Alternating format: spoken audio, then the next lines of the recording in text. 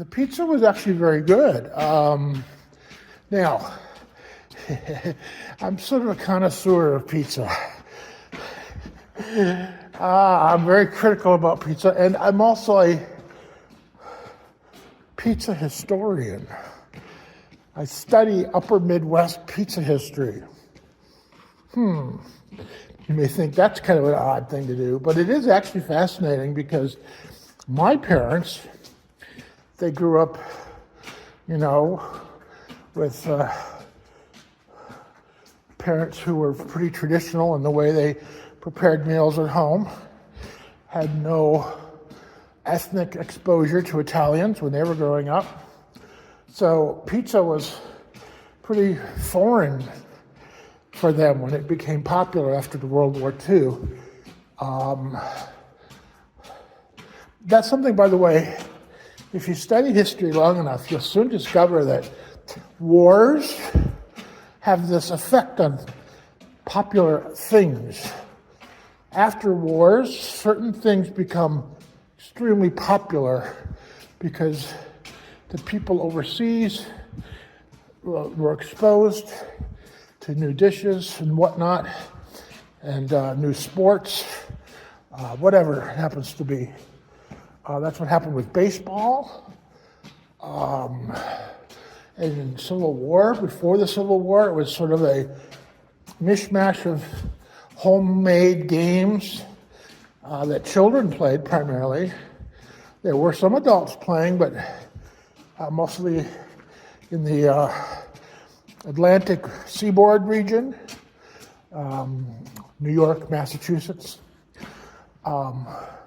So during the Civil War, those guys were able to share their game with others while they were, in a camp. And so, after the war, they have what's called the baseball fever of 1867. Baseball was hitting everywhere in the country. It was just phenomenal to see what happened there. Well, the same thing with pizza. Pizza was pretty regional before World War II. Only like Italian neighborhoods really knew anything about pizza. But after World War II, it spread like wildfire.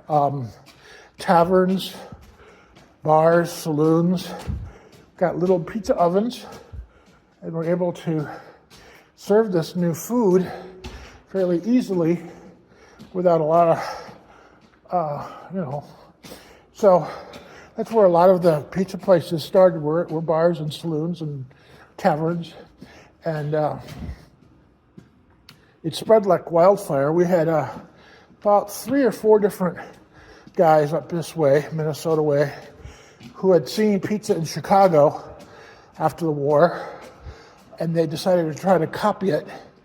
And they each came back with their own twist on it. And they each spread the love of pizza in their own way. And there was one couple that did a more traditional Italian-style pizza, pan pizza. So we had 2 competing styles of pizza, the hand-tossed round pizzas and the pan pizzas. You may be familiar with the couple who did the pan pizza, the Totino's, which is funny because that's not how their frozen pizza was at all. The frozen pizza was based on the other guy's style of thin crust, round. It's funny. It's a long story, but you get the idea. The wars can have an influence on people's food and sports and other interests. It's interesting. It's fascinating to me, anyway. Anyway, getting back to what we were talking about here.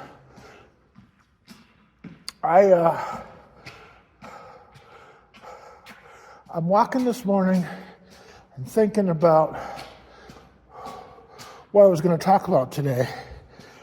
And I went to take a nap. I ended up sleeping right through Tyson's live stream.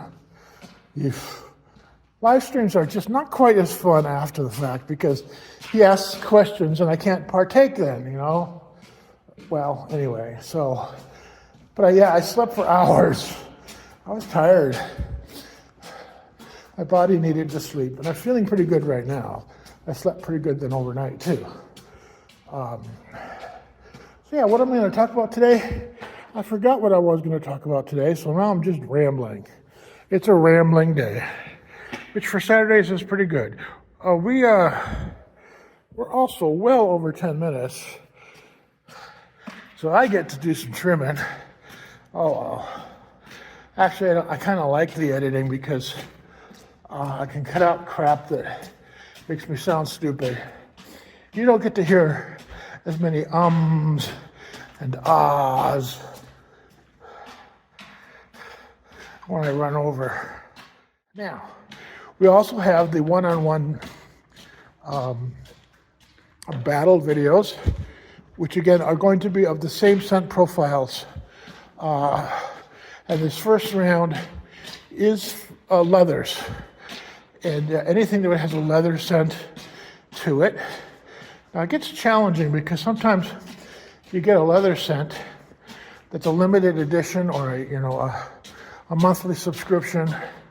It's not available as a mainline scent. Those are hard to review.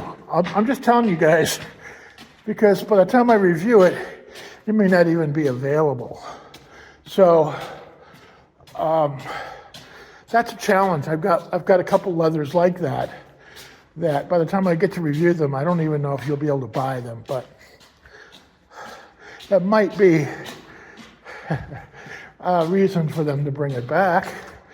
You know, these small batch makers have that flexibility to do that. They bring it back. And the big guys, maybe not so much.